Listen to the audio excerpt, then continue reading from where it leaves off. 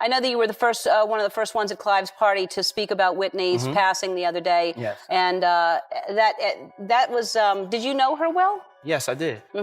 I actually, when I was growing up in the music industry before I had success, I somehow got on her wedding invitation. Why does Diddy's name keep popping up when folks talk about mysterious celebrity deaths and weird Hollywood secrets? Diddy and Davis, have they ever had anything past business? Because to me, they seem to mirror each other behavior-wise. Like to me, they both got like that dark energy around them. But I almost wonder, like, well, damn, you know, did they ever have anything? Well, I just wondered that. Now people are digging up old clips of him talking about Whitney Houston, and they swear he knew something way deeper than he let on. Allegedly, this all connects back to one key figure. And if you've been paying attention, you probably already know who. Here's where it gets crazy. Whitney passed away the night before Clive Davis's big pre-Grammy bash. And guess what? That party still happened. Right downstairs, while her body was lying lifeless in a bathtub just upstairs. That's wild, right? Why would Clive keep the celebration going like nothing happened in the same building where she died? And how was he, the very man who discovered her, acting so cold and unbothered? And then it's Grammy time. That happened. And her and Clive had a fight 2 days before. And from what I was told, Bobby Christina was present for some of that fight. And then the next thing you know, she's dead. Now enter Diddy. Why is his name being whispered around all of this? Could he be sitting on secrets the public ain't supposed to know? Or worse, is he tied to hidden circles running deep behind the scenes? Some folks think there's a secret system in the industry, one that protects the powerful and shuts everybody else up. If that's real, what part does Diddy play in it? 'Cause now things are taking a wild turn. Bobby Brown has made it very clear. He believes there was foul play in both Whitney Houston's death and their daughter Bobby Christina's, and he's not holding back anymore. He's pointed fingers at Nick Gordon, Chrissy's ex, and said he might be the reason both of them ended up gone. But insiders say Bobby doesn't think it stops there. Word on the street is he believes this whole situation runs way deeper than just Nick Gordon. And get this, Whitney's name just came up in Diddy's trial. That's right, his former assistant, Capricorn Clark, name-dropped both Whitney Houston and Mariah Carey during her testimony. That can't be brushed off. Capricorn Clark didn't hold back on the stand. She said she thought Cassie had some talent, but made it clear she wasn't on the same level as the legends. When Diddy's lawyer asked why she didn't see Cassie as very talented, Capricorn hit back with this: "Talent to me is Whitney Houston, Mariah Carey. Very talented means a true performer, an entertainer." She described Cassie as more of a studio type, someone who felt safer behind the mic in a vocal booth, where things could be cleaned up and polished with tech. Not exactly the kind of artist who shines live on stage. But Whitney's name didn't just come up there. She got pulled in again during a much darker moment. Diddy's lawyer asked Cassie about the night Diddy allegedly overdosed on opiates back in February 2012, the same time Whitney Houston passed away. Cassie said she remembered the night. She described it like this: they had a freak-off, hit a club in San Bernardino, then ended up at a wild party at the Playboy Mansion. Later, she went home, and according to Diddy, he took some crazy strong opioid. Whatever it was, it hit so hard they had to rush him to the hospital.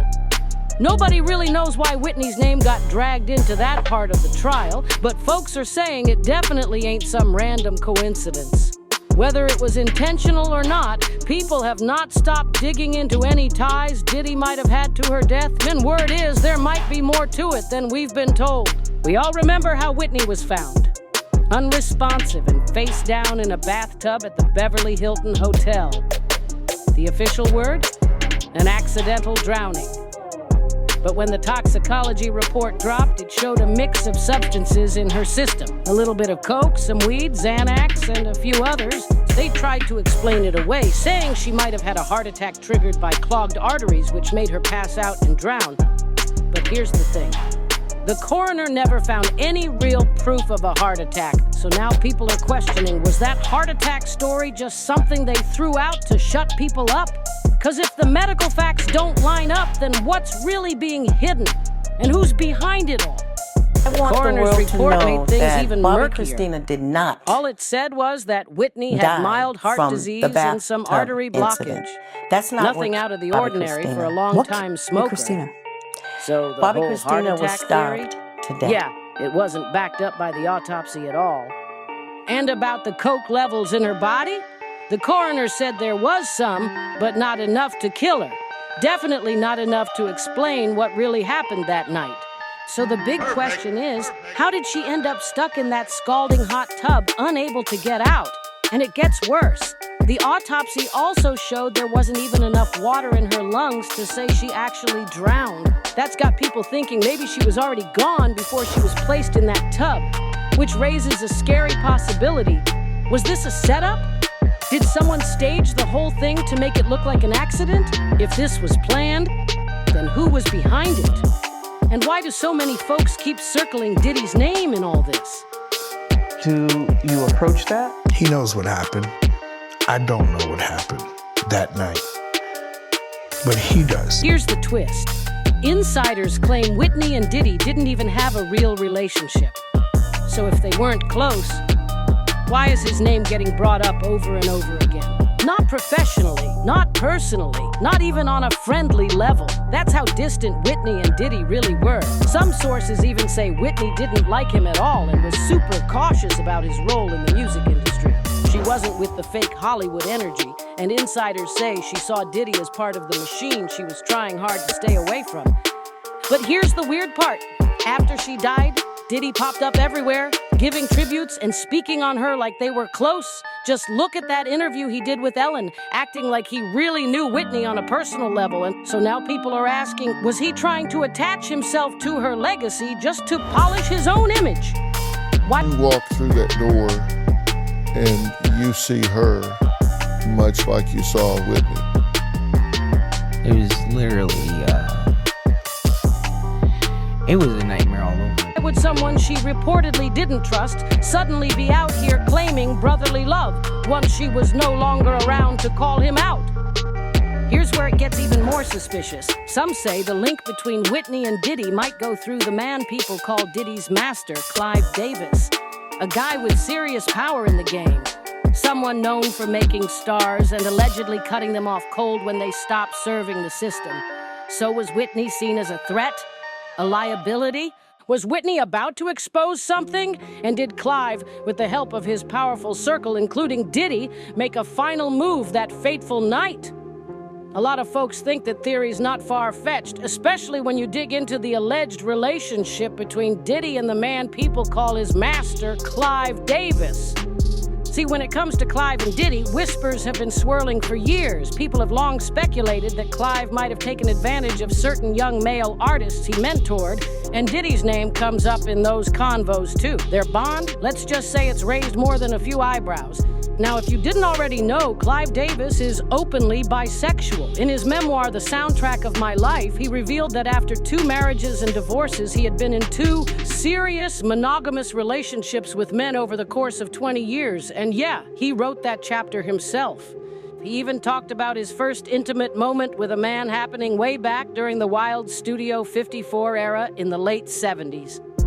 That's how far this all goes back. Handshake. So when Clive Davis first met Diddy, Diddy came in bold, saying hip-hop had to be part of the top 40, that it was the future, and the entire music game was about to shift.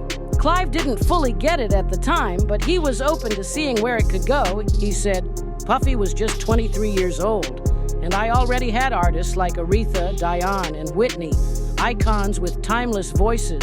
LaFace had just brought in that blue-collar R&B wave at its peak. But L.A. Reid and I could feel it. Hip-hop was coming hard, and we knew we needed someone who really understood the streets. Clive admitted there's a line between knowing what you can do on your own and knowing when it's time to bring in someone else who's tapped into a whole different world.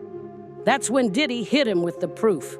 First playing Craig Mack's Flava in Your Ear, then dropping multiple unreleased tracks from Notorious B.I.G.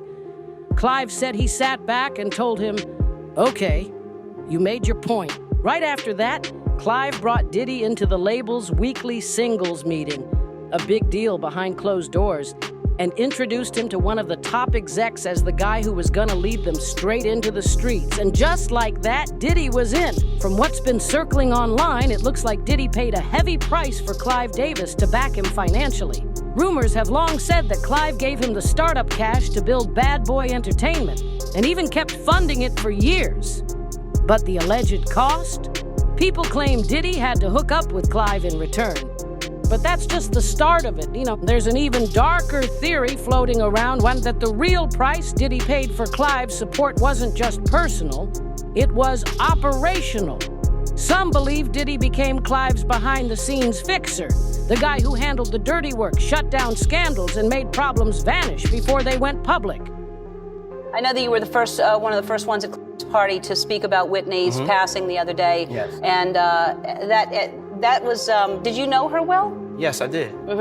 I actually, when I was growing up in the music industry before I had success, I somehow got on her wedding invitation. So I was at her wedding, but I didn't really know her, but it was like the hottest thing in town for the music industry, but I didn't crash the party somehow. I was a hustler. I got my name on there, me plus one. I went there, and I was just like, oh my God, I'm at Whitney Houston's wedding.